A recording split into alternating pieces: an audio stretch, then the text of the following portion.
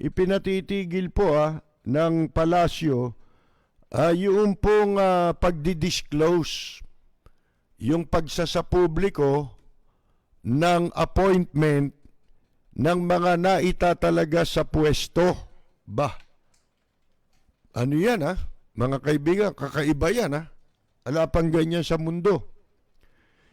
Ia-appoint ka, hindi malalaman ng publiko kung sino ang nakatalaga sa isang ahensya ng gobyerno. Ganun po mangyayari doon, mga kaibigan. Ano po? At yun daw ay ipinauubaya na nila ng Malacanang doon po sa mga itinatalagang opisyal kung gusto nilang ipaalam o hindi. Mga kaibigan. At ito'y kinumpirma ng tagapagsalita ni Presidente Duterte na si Harry Roque, mga kaibigan. At ang sabi niya, mga kaibigan, before, noon daw, dati, we'd post it. Dati raw pinopost nila. Now, ngayon, our policy in the OPS, Office of the Presidential Spokesperson, is it's up to the official to post. Bahala na raw yung official kung gusto niyang i-post, mga kaibigan. If they want. We just have to confirm if an appointment has been made. Kukumpirmahin na lang sa kanila kung yan po ay talagang na-appoint. Halimbawa, ako in-appoint. Hindi na i-announce siya ng Malacanang, mga kaibigan. Ang mag-a-announce kung gusto niya, yung in-appoint. Pagkatapos, ang sabi niya, tinanong si Roque, ang sagot ni Roque doon sa tanong na kinukumpirma yung appointment ni dating NBI Director na ngayon ay naitalaga sa PhilHealth, kung ito ay nabigyan na ng official appointment papers. Dahil sa nung Huwebes kahapon, di ba? Sinabi ho ni Giran na wala pa siyang natatanggap na appointment. Mga kaibigan, it was the executive secretary, sabi ni Roque, who said that it's enough that we confirm appointments. Ang gagawin na lang nila, sa halip na ipaalam nila, paano kung hindi ipapaalam din ng tao? Ako'y na-point. Anong klaseng katarantaduhan na naman po itong naimbentong ito? Dito lang ito sa Pilipinas, ngayon, at ngayon lang ito nangyayari, mga kaibigan. Siguradong kaya hindi nila ina-announce, ayaw nilang i-announce, diba? Usually, pag kami in-appoint, of course, yung nag-appoint, o kaya yung opisina niya, opisina no nag-appoint, ang mag-a-announce niyan, mga kaibigan. Bago kukumpirmahin mo ngayon to, doon sa in-appoint, di ba? Halimbawa, ako yung in-appoint. Dati, a-announce siya ng Malacanang, dapat, kasi sila ang appointing power, yung opisina niya. Pagkatapos, mga kaibigan, kukumpirmahin mo ngayon doon sa appointee. Tatanungin mo ngayon yung appointee kung totoo ba na ikaw ay in-appoint sa pwestong ganito't ganon. Ikaw ang magkukumpirma, hindi yung opisina. Diba? Kailan mo natanggap yung appointment papers? Tatanungin ka. Ito'y baliktad Baliktad ngayon. Ang gagawin nila ay sisikreto na meron pala silang in-appoint sa ganung opisina. Bakit nila ginagawa yan? Yan ang malaking katanungan. Bakit nila tinatakban o itinatago sa publiko ano meron para itago sa publiko kung sino mga itinatalaga nila sa pwesto. Ang tinuturo ni Roque na nag-utos nito si Mijaldea, yung executive secretary. Ang rule daw was introduced sometime from October 18. Sipin mo yan 2018 to April 20. Nang si Roque ay hindi pa nakababalik sa kanyang pwesto bilang spokesman. Mga kaibigan, iginiit ni Roque na sa kabila daw po nitong rule na ito. Ano to? Anong rule to? Baluktot na rule? Crooked rule. Hindi rule of law O rule of the crooked. Ayan, mga kaibigan. Malacanang still lives up to Duterte's vow of transparency. Meron bang transparency sa ganon? Nag-a-appoint ka ng tao, hindi alam ng publiko? Anong katarantaduhan yan? Asa ng tinatawag na accountability? Paano yan kung may in-appoint? Diba? Hindi alam ng tao. Katulad nito, si Giran. Bakit itinatago ang appointment? At bahala ng ang mag-announce yung in-appoint. Kasi nga merong violation sa batas. Kasi dito sa gobyerno ni Presidente Duterte, napakaraming appointees na may tama. Dito kay Giran, wala tayong question sa kanyang pagiging MBI director, at matagal na nagserbisyo sa MBI. Wala tayong question dun Ang kinu-question natin, nasunod ba ang batas sa pagtatalaga sa kanya bilang bagong Pangulo o Presidente at Chief Executive Officer ng PhilHealth, mga kaibigan? Yun ang question However, ito balita, the palace often only confirms the appointment of an official if the media somehow gets wind of it. Ngayon sa kalimitan ng palasyo, kinukumpirma na nagkaroon ng appointment ng itinatalagang opisyal kapag naamoy na ng media. Di ba? Sa pamamagitan ng social media, o kaya may nakapag-tip, o kaya usap-usapan. Di ba?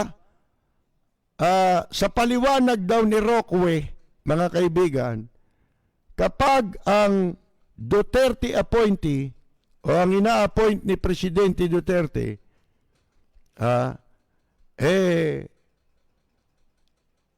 pagka itong inaitalaga sa pwesto hindi alam na ng publiko na siya itinalaga, there's a chance they will succeed since the palace is leaving it to them to disclose the information. Kung ano ibig sabihin doon, hindi ko maintindihan yun Di ba? Before, Malacanang would email to media. Matagal na palang nangyayari ito. Marami ng appointees na hindi alam ng publiko. At ang nababalitaan lang natin, yung mga pabalik-balik na sa pwesto, hindi ba? Mga kaibigan, palipat-lipat ng pwesto. Pero, masama po yun Yung itinatago yung appointments. Kasi pag tinago mo, pwedeng posibleng mangyari niyan. Pag sumabit yung opisyal, hindi naman appointed yan mga kaibigan, pag sabit yung appointment, katulad niyan, sabit sa batas yung pagkakatalaga kay former MBI Director Giran. Sabit yun Maliwanag kasi yung batas Hindi siya qualified. Sa madalit sabi, ang pinagtatakban dito, maraming hindi qualified. Saan qualified? Sa pandurugas, mga kaibigan. Di ba? Qualified tip. Katulad yun dyan sa Manila Bay. Matagal nang nademanda ng, ng qualified tip yan Mga kaibigan, nagkakaso nga yan, qualified tip Kung tutuusin ninyo pero ang, yun nandiyan sa, yung tumitirada ng palihim, pero nabuko. Gagawin daw Boracay yung Manila Bay. Akalain ninyo, may nakakita lang dun Ang totoo niyan, tinatambakan na Di ba? Meron lang nakapagtanong kaya umalingasaw yan Mga kaibigan sinisindikato Yung pong gagawing Manila Bay. Ayan po hindi maliwanag kung bakit ginawa nila ang ganitong tuntunin sa Malacanang. Yan ang sinasabi sa balita. Kung bakit kailangang itago nila yung kanilang mga appointees. Ito pa sabi, ito pang hindi ba si Presidente Duterte pa nga gumawa ng executive order? Ano yun? Yung freedom of information. Executive order lang ito. Mga kaibigan, na anytime pwedeng bawiin yan at pwedeng baliwalain yan. Ang totoo, hindi naman gumagana yun Kasi yun for public consumption lang For purposes of ng public consumption. Ibig sabihin, para lang malin lang ang publiko, mga kaibigan, na transparent itong gobyerno. Ngayon, hindi ba ito'y inconsistent doon po sa transparency na dapat talaga ang gobyerno ay transparent sa lahat ng kanilang ginagawa. Especially, hindi mo pwedeng itago yung pagtatalaga ng tao sa pwesto. Sapagkat yun ay gaganap ng opisyal na tungkulin sa gobyerno. Otherwise, mawawala ng accountability, pananagutan. Halimbawa, illegal. Naging illegal ang appointment. Paano yan? Pwede nilang sabihin hindi naman wala namang appointment paper yan hindi ba? Para hindi mapanagot sila sa paglabag sa batas. Mga kaibigan, eto by far, the biggest transparency issue. Ito pinakamalaking issue. Ginagawa nila siguro yan para lahat na lang pwede nilang itago. Halimbawa, hindi ba hinihiling ng marami ngayon ang disclosure, ang public disclosure sa tunay na estado ng kalusugan ni Presidente Duterte? Yan ang pinaka maliwanag, mga kaibigan, na ngayon panawagan ng publiko, demand ng publiko. Marami nang nagde-demand yan. Ang nagloloko-lokohan na lang dyan, ito mga kunyari oposisyon. Pero hindi nila ma-challenge ang paglalabas ng medical bulletin ni Presidente Duterte. Gayong sila'y mga mambabatas at alam nila ang batas. Nagtatanga-tangahan. Kaya ako duda na rin dyan Namimili na lang ng issue, mga kaibigan, na malayo sa putok ng kanyon. Halimbawa, issue ng China. Ngayon, ano ang issue sa China ngayon? Mga kaibigan, Ang issue ngayon sa China, yung pinapayagan ng gobyerno. Nakikipagkontrata ang gobyerno sa mga kumpanya ng incheck na sangkot sa mga project na itinayo dyan sa mga teritoryo na pag-aari ng bansang Pilipinas. Hindi ho ba? Yan kung hindi pa ho nag-blacklist ang Amerika, malalaman ba natin? Naisipin mo, yung mga kumakamkam, yung nagtrabaho, yung gumawa ng mga project, yung mga kumpanya ng incheck mismo, na nagtayo ng military infrastructures dyan sa ating mga teritoryo na inaagaw ng China, sila rin ang kinokontrata ng gobyerno. Hindi ba maliwanag yun? Na talagang nalalaman ng gobyerno. May sabuatan talaga ang mga nasa gobyerno at saka ang gobyerno ng China sa pagtatayo. Hindi ginawa ng China on their own. Bagamat kinakamkam nila yan, hindi nila nagawang mag-isa na magtayo ng mga infrastruktura kung hindi po sinang-ayunan ng gobyernong ito. Ano katunayan? Isipin mo yung airport. Diyan sa Sangley Point, mga kaibigan, dating naval station din ng US Navy yan Hindi ba? Nung araw. Yan tinatayuan ngayon, nakumpirma, dyan nakumpirma na yung mismo mga kumpanya na may kinalaman o sangkot doon sa pagtatayo ng mga military facilities sa mga teritoryong inaagaw sa atin ng China, nalalaman ng mga nasa administrasyon yun. Nagkukunwari lang na, kunyari, on their own, ginawa ng China yun.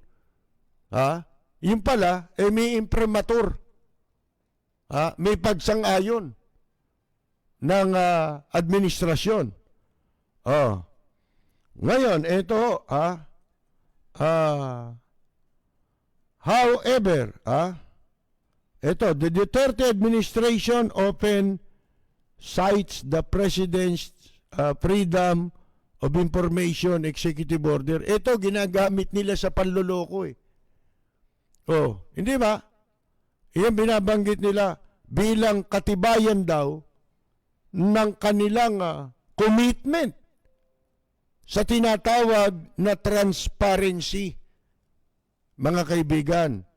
However, departments often cite the many exceptions to this rule. Gumawa ng FOI. Kumbaga para ano yan panloko yan panloloko yan Puro deception talaga mga kaibigan, makikita ninyo Kumbaga, pakakainin kita ng lahat ng masasarap na pagkain. Ipapakain ko sa iyo. Kaya lang, bubunutin ko muna mga ngipin mo. Mga kaibigan, paano mo makakain yung kahit anong sarap ng pagkain? Ganun ang dating nitong freedom of information na ito na ginamit sa publicity, pampabango, ginamit na deodorant, mga kaibigan, para bumango yung administrasyong ito nung bagong upo. Pero sa katotohanan, hindi nagagamit ito Katunayan maraming mga nasa media ang hindi makakuha ng mga dokumento sa mga tanggapan ng gobyerno na kailangan sa pagtupad ng kanilang tungkulin ng mga nasa media. Mga kaibigan, katulad na lamang halimbawa, Pati ang mamamayan kasi sakop kayo ng FOI eh.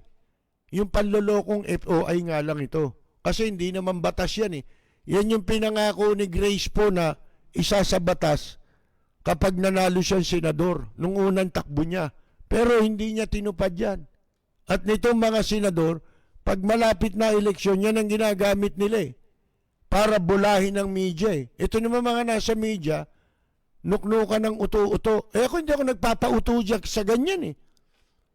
Bistado ko kaagad eh. Mga kaibigan eh.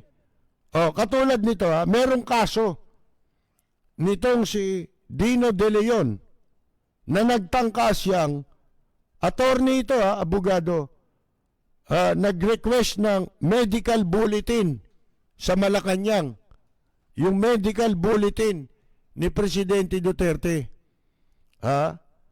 Sinagot ng palasyo yung kanyang sulat, request, na sinasabing wala raw silang impormasyon. Ganun lang yun. Basta ganun lang. Yung nilagdaan nga namang FOI sa pamamagitan ng executive order. Kasi executive order lang ito eh. Mga kaibigan eh.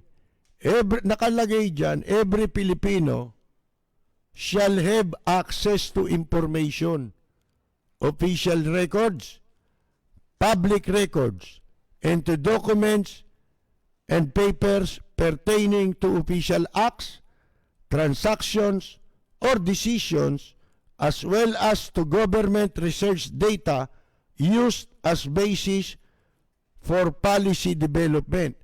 Sa ibang pagkakataon nga ng ating programa, di ba madalas kong mabanggit at may kwento, kaya naimbento yung panukalang ito na freedom of information, ito ay offshoot. Nanggaling ito doon sa desisyon ng Korte Suprema sa inihain naming kaso nung araw. Kasama po ako ron sa, hindi ko matandaan kung mga 10 o mahigit kami sa 10. Hindi lalagpas ng 12 eh. Kami sa pangunguna ho ng dating radio commentator at kolumnista ng balita, si Attorney Rick Balmonte, abogado. Marami kaming komentarista noon, si Cauding Bartolome. Ako pinakabata noon eh. Kasi ipinail namin yung kasong yun around 1986 kauupo pa lang ni Mrs. Cory Aquino. Hiniling namin sa Korte Suprema na sa pamamagitan ng tinatawag na mandamus, hinihiling namin noon sa Korte Suprema na utusan ang GSIS na ilabas ang listahan ng mga dating miyembro ng Batasang Pambansa na nabibilang sa oposisyon. Ito'y pagupo ni Mrs. Cory Aquino. Sapagkat nakabalita kami na itong mga mambabatas na ito, ilang araw na lang bago ang snap election ay tumanggap ng suhol sa administrasyon ni dating Pangulong Marcos.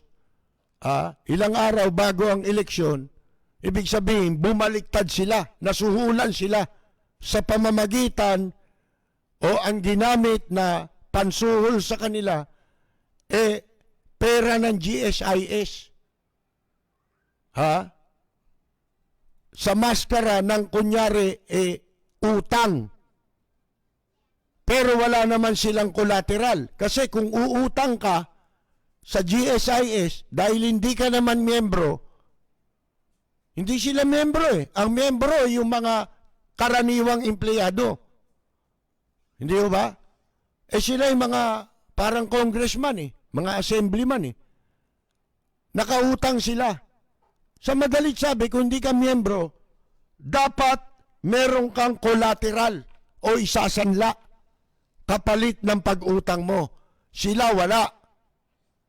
Hiniling namin yan sa Korte Suprema sapagkat noon, itong si Sunny Belmonte, mga kaibigan, siya ang general manager noon Ayaw niya kaming bigyan ng dokumento na hinihingi namin. Kaya kami, sa pangunguna po ni Attorney Rick Belmonte, dumulog kami sa Korte Suprema para hilingin na utusan ng Korte Suprema ang GSIS na ilabas ang kailangan naming dokumento. Yung petition na yon ay tinatawag na mandamus para ang korte o ang kataas-taasang hukuman ay maglabas ng utos doon sa respective agency na hinihiling doon sa mandamus. Katulad ng GSIS. After 3 years, 86, 87, 88, 89, tsaka lamang naglabas ng desisyon ang Korte Suprema. Ang mga petitioner, Attorney Rick Belmonte, si Cauding Bartolome, namatay na, si Ray Bagaching, marami na namatay, si Romel Coro. At that time, nasa dyaryo pa lang noon si Romel Coro, hindi pa siya nagbo-broadcast noon. Hindi, nagbo-broadcast na rin pala si Romel Coro noon. Pero si Romel Coro ay sumikat, nakilala yan bilang newspaperman. Magaling na journalist yun, mga kaibigan. Pero nagkaroon din ng radio program. Sino pa? Si Kawaldi Carbonell. Yung nagtataka ako ngayon, bumalimbing na kay Duterte. Naging Duterte bigla Noon, makabayan daw mga nabubuhay na lang Ilan na lang kami. Sila Cauding, namatay na. Sino pa ba? Marami yun. Meron kaming mula 10 hanggang 12. Ngayon, ano sabi ng Korte Suprema? Ang mamamayan, lalo ang mga nasa media, ay may karapatan na makakuha ng anumang dokumento, official documents, katulad ng binabanggit dito. Pero dito hindi binabanggit sa executive order na FOI ni Presidente Duterte kasama mga kontrata dun sa desisyon ng Korte Suprema na pumabor sa amin. Yung pong mga kontratang pinapasok ng gobyerno, kamukha yan. Asan ang mga kontrata niyan? Yung mga Sangli Point na yan na ibinenta sa Incheck. Lahat ng papasukin kahit na yaan ay government-owned and controlled corporation, kasali yan sa lahat ng opisina. Alam ba ninyo, isang bagay lang. Hindi ka pwedeng magkaroon ng access sa dokumento na kailangan mo kapag ang hinihingi mong dokumento ay nagsasangkot sa seguridad ng bansa. Doon lang hindi pwede. Mga kaibigan.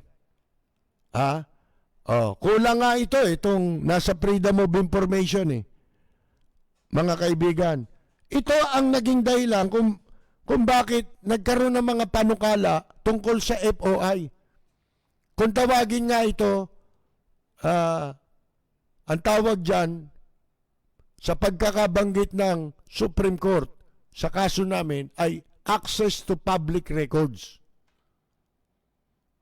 Maging ang karaniwang mamamayan ay kasamang binibigyan dyan ng karapatan Ang sabi ng Korte Suprema, ang mamamayan, lalo na ang mga nasa media, ay may karapatan na kumuha ng mga kopya ng records na kanilang kailangan, lalo na ang media, sa pagtupad nila ng kanilang tungkulin. Hindi ho ba, mga kaibigan? Yun nga ang ginagawa ng marami sa media, pero marami rin, hindi naman ginagawa yan, yung kailangan may dokumento ka. Hindi ba pagka nag-expose ka, meron kang ibinubulgar na sindikato, anumang pagnanakaw sa gobyerno, kailangan dokumentado. Sapagkat alam mong sensitibo yan. Dahil pagka ibinulgar mo ang isang anomalya, lalabas na magnanakaw yung opisyal. Di ba? So, ano gagawin yan? Magdidemanda. E di magdemanda ka, pero kung ikaw ay may dokumento, kahit idemanda ka, meron kang panghahawakan. Mga kaibigan, walang preno kung bumatikos, malalim at makatwirang komentaryo. Mag-ingat ang mga politikong gumagawa ng kalokohan at baka kayo ay tamaan ng Rapid Fire!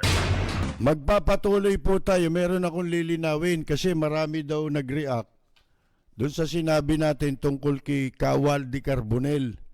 Hindi ko sinabing si Kawaldi, yung DDS. Kilala ko yan eh. Di ba, ako pa nga nagsasabi sa inyo na si Kawaldi, anumang panahon, pumupuna yan sa kung sino ang nakaupo sa gobyerno. Hindi siya nagbabago ng paninindigan niya. Kapag ka nakita niya ang kamalian, hindi niya magagawang tumahimik. Ganon din tayo eh. Yun ang papel natin eh. Hindi ko mo halimbawa may pinaburang ka sa eleksyon, todo na suporta mo ron na didilaan mo na tumbong. Hindi pwede yun. Kasi kung gano'n ang gagawin ko, may hangad akong pwesto. Hindi po pwesto na lang ako, ba't pa ako didila sa puwet? Gamit ko mikropono o kaya ballpen. Ang sinasabi ko, meron kaming isang kasama dun sa mga nag-file ng kaso noon, kami nga mga magkakasama, yan nga sila, unang-una si Kawaldi, hindi pwede maging Duterte talaga yan. Alam niyo kung bakit? Matagal na panahon pa, nagpunta yan sa Davao, nakaaway nila si Duterte. Mga kaibigan, alam ko yung istoryang yun. At mas marami pa akong alam na istorya, mas nauna ron dahil gano'n na kami katagal magkakakilala. Hindi siya yung tinutukoy ko, nililiwanag ko dahil sana pakinggan nating mabuti. Yung aking sinasabi, mamaya naman pagkatapos ng programa natin, naka-replay naman ito eh.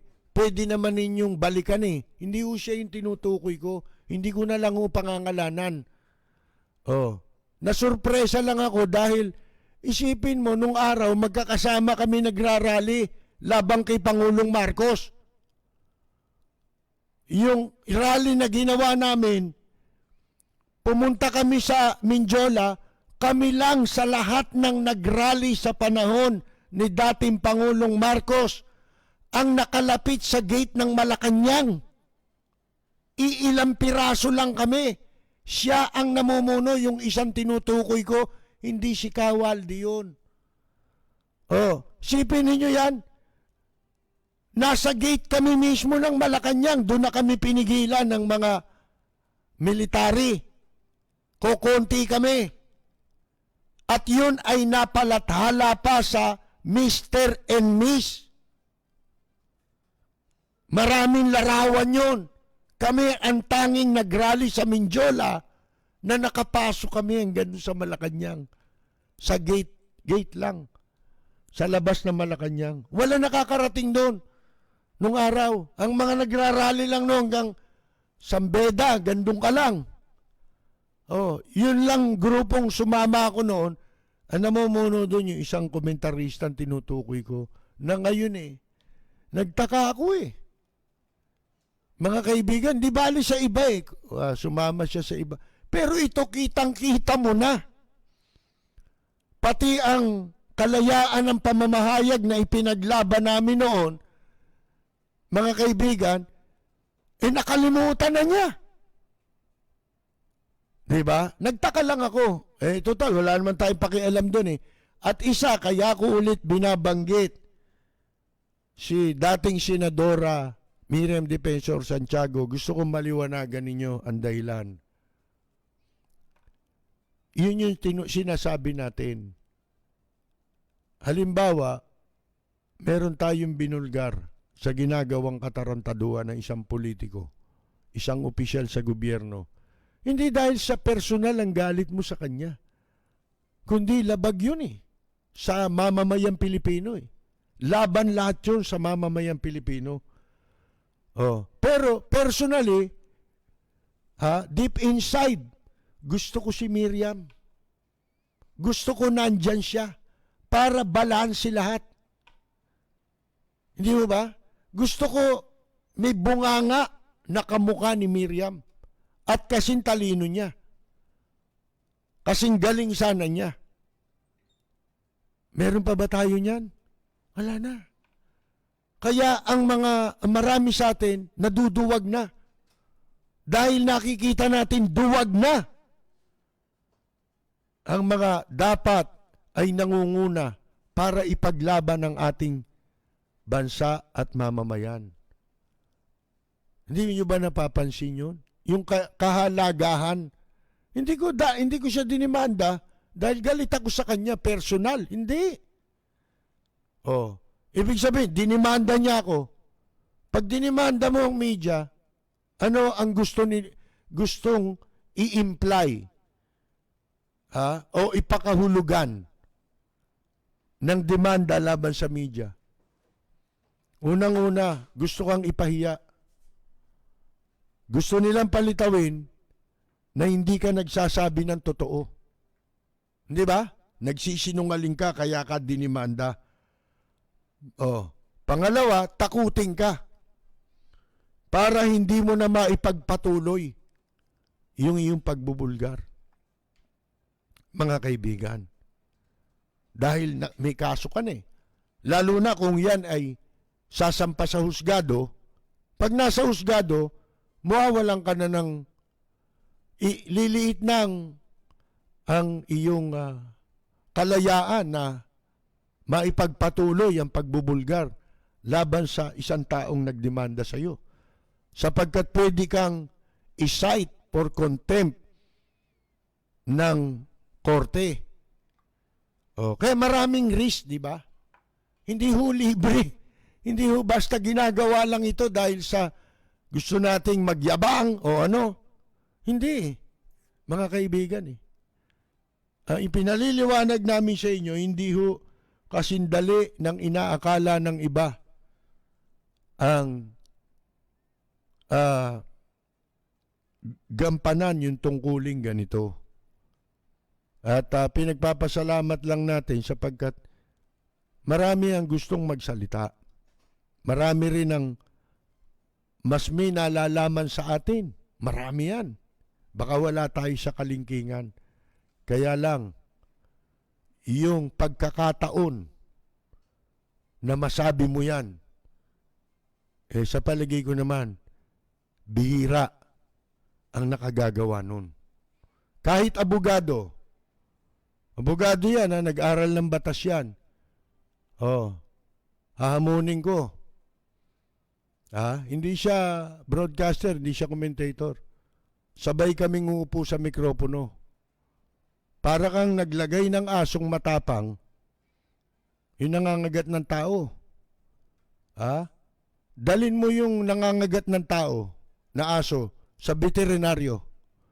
Pag inilagay na yan sa lamesa, tignan mo kung gaano kaamo yung aso. Nangangatog pa yung aso sa takot.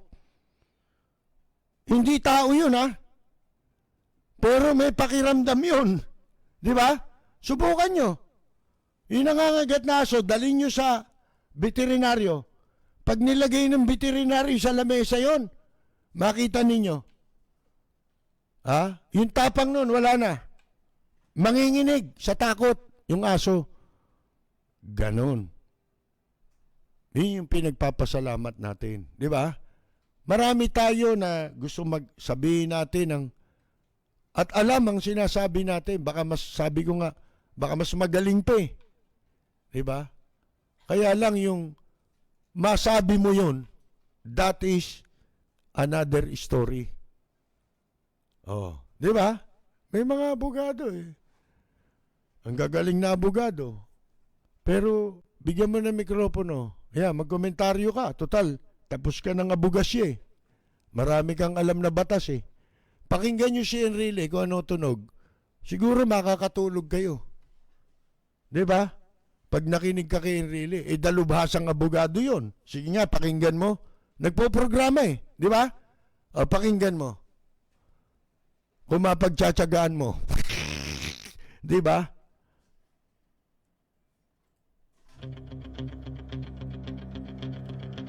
Walang preno kung bumatikos. Malalim at makatwirang komentaryo. Mag-ingat ang mga politikong gumagawa ng kalokohan at baka kayo ay tamaan ng Rapid Fire! At kaya natin binabanggit yung mga karanasan noon. Tulad dyan si Kawaldi. Para ilarawan namin sa inyo kung gaano nakalalim ang ipinuhunan nila. Itinaya nila para sa bayan. Mga kaibigan. Hindi yung nabibili ng pera yun eh. Walang halaga yun eh. Walang kapalit na pera yun. Hindi ho siya yung tinutukoy ko. Alam naman nyo yan eh. Sana pinakikinggan nyo mabuti. Hindi ko binanggit yung pangalan nun, yung isa. Nangihinayang lang ako. Bakit sipin mo, ang dami mong pinuhunan, tapos bigla ka na lang sumirko. Sa bagay, ganyan talaga pagka nakatikim ka na ng pera, di ba? Mahirap mo nang yan. Mahirap mo nang kalimutan yung pera. Labis pong nagtataka marami kung bakit sobrang tahimik ang mga senador na nasa oposisyon sa lahat ng mga nakababahalang isyu ngayon ng bansa. Si Eddie Rodriguez ng Pasig, binabati natin, nag-text siya. Yung Kawaldi ba yung video na willing siya tumulong na kay Presidente? Hindi ko alam kasi itong ginagawa namin, ako sa pagkakaintindi ko, tulong na ito eh. Kung pakikinggan. Hindi naman sila nakikinig eh. May sarili silang agenda. Ayaw nilang makinig sa publiko. Ayaw nilang makinig kahit kanino. Basta iba ang direksyon nila. Kaya puro pagnanakaw ang nangyayari, mga kaibigan. Special power. Pakukulong mo lang yung mga special power pa ba yun? Sus Maria, puro special power. Baka sa huli, pati kili power. Hindi nga natin alam kung sino na yung nasa Malacanang na yan eh. Baka raw ang pangalan ng nasa Malacanang, hindi naman. Si si Crescencio Estremos. Si look alike, Ang pangalan daw, Crescencio Estremos. Sipin mo, nakakaupo sa Malacanang.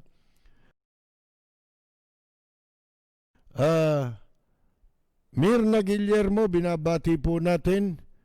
At syempre, yung nagdiriwang ng kanilang anibersaryo, ng kanilang kasal si Roxanne Rankin ng Florida at ang kanyang husband na si Joel Rankin. Di man tayo naintindihan ni Joel Tagalog ito Si Roger Buri ng San Pascual, Batangas, Jermaine Isidro Aguila, Cecilia at Saldi ng Santa Maria, Bulacan. Sa Simbani, Loyola, Gerard, birthday celebrator, Bugarin, Rogelio Alfonso, nabati na rin natin ito.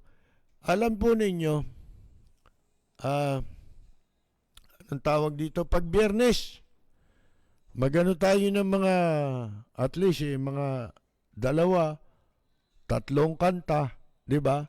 Testing, habang wala pa yung live jamming natin, wala kaming paglalagyan Pero meron na kaming magagamit na instrumento Kaya lang yung lugar po,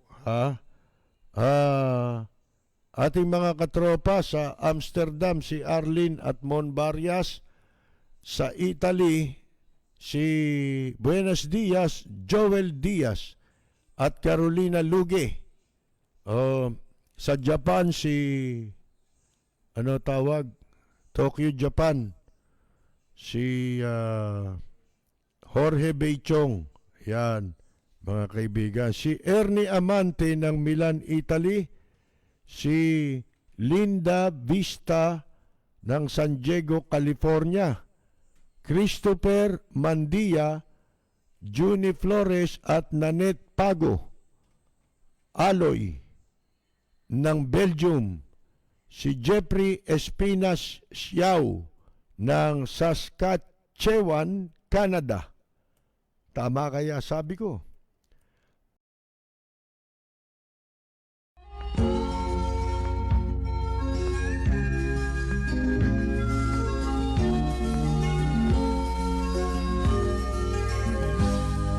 Sa bayan ko ay isa ang lahi, dito'y wala ang pagkukunwari. Hindi padagay, sadyang kilala sa daigdig, may pagkakaisa sa bawat nais. Magandang yumaga! Ahan! Chen! Dito sa bayan